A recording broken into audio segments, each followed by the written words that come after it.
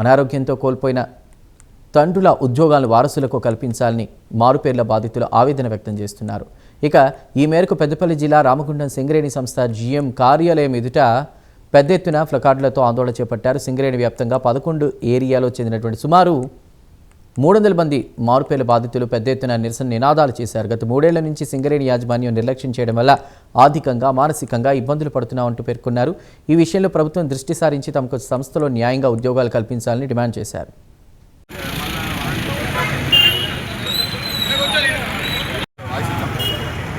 సింగరేణి మారుపేర్ల కేసులు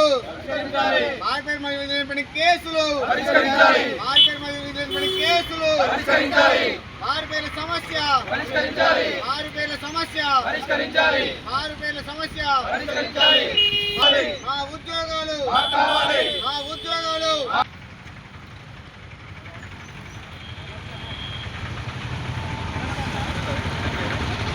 కార్మికుల ఐక్యత కార్మికుల ఐక్యత విజిలెన్స్ పెండింగ్ కేసులు విజిలెన్స్ పెండింగ్ కేసులు విజిలెన్స్ పెండింగ్ కేసులు విజిలెన్స్ పెండింగ్ కేసులు విజిలెన్స్ పెండింగ్ కేసులు పేర్లు పేరు సంవత్సరాలుగా మారుపేర్లు మరియు విజిలెన్స్ పెండింగ్ కేసుల సమస్యతో 11 ఏరియా కోల్బెల్ట్ ప్రాంతం నుంచి ఈరోజు బాధితులందరం కూడా ఆర్జీవన్ జీఎం ఆఫీస్ ఎదుటకు మేము రావడం జరిగింది.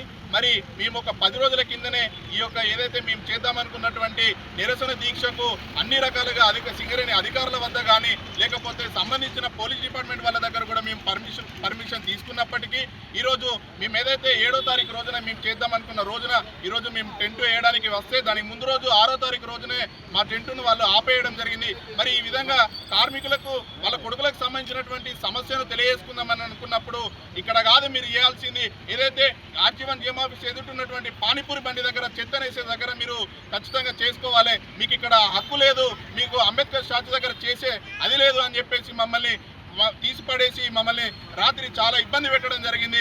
దానిపైన మేము రాత్రి 3 గంటల దాకా కూడా ఇదే ప్రాంతంలో ఇదే అంబేద్కర్ గారి దగ్గర మేము ఇక్కడనే భోజనం చేసి కూడా మా బస చేసి కూడా ఇక్కడనే పడుకోవడం జరిగింది. మరి ఈరోజు 7 గంటలకు మేము ఇక్కడ రావడం జరిగింది. ఇప్పటికి కూడా అన్ని రకాలుగా మా దగ్గర మేము వాళ్ళకు నోటీస్ చేసి పెట్టినా కూడా మాకు టెంట్ వేయడానికి ఇప్పటికి కూడా ఎలాంటి పర్మిషన్ లేదు. మరి ఇప్పటికి కూడా వాళ్ళు పర్మిషన్ ఎలాంటిది ఏది ఇవ్వకపోతే ఖచ్చితంగా ఈ నిరసన ఇక్కడ నుంచి ఎవరికి భయపడి ఎక్కడి నుంచో మేము పోలీస్ డిపార్ట్మెంట్ వాళ్ళకి భయపడి పోయేది లేదు. 100% మమ్మల్ని టెంట్ వేసినా ఏకపోయినా వర్షం కొట్టినా ఏది చేసినా కూడా 100% ఇక్కడనే ఉంటాం. మా యొక్క నిరవాధిక సమ్మెను ఖచ్చితంగా మేము ఇక్కడ నుంచి కొనసాగిస్తామని చెప్పేసి ఈరోజు సింగరేణి యాజమాన్యానికి మేము తెలియజేస్తున్నాం. అట్లనే ప్రభుత్వం ఇచ్చినటువంటి హామీ కూడా దీనిలో ఉంది కాబట్టి ఏదైతే కమిటీ రూపకంగా మీరు చేస్తానని డిప్యూటీ సీఎం గారు శ్రీరాంపూర్లో స్వయంగా మీరు తెలియజేశారు. మరి అయ్యా మా దాంట్లో ఇప్పటికి 2 వ్యక్తులు చనిపోవడం జరిగింది. ఈరోజు సింగరేణి అధికారుల దగ్గర మేము చేస్తున్నటువంటి విషయం పైన మీరు చేస్తున్నటువంటి ఆ కమిటీ ఏదైతే ఉందో దయచేసి మీరు కమిటీ ఏర్పాటు చేసి స్పష్టంగా ఇచ్చేంత వరకు కూడా మేము ఎన్ని రోజులైనా ఎన్ని నెలలైనా కూడా ఇక్కడ మేము కూర్చోవడానికి నిర్ణయించుకోవడం జరిగింది. ఈ 11 ఏరియా కోల్బెల్ట్ ప్రాంతం వాళ్ళు కూడా ఇంకెంతో మంది కూడా ఇక్కడికి తరలి రావడం జరుగుతుంది. రేపటి రోజున అన్ని సంఘాలు కూడా వస్తున్నారు.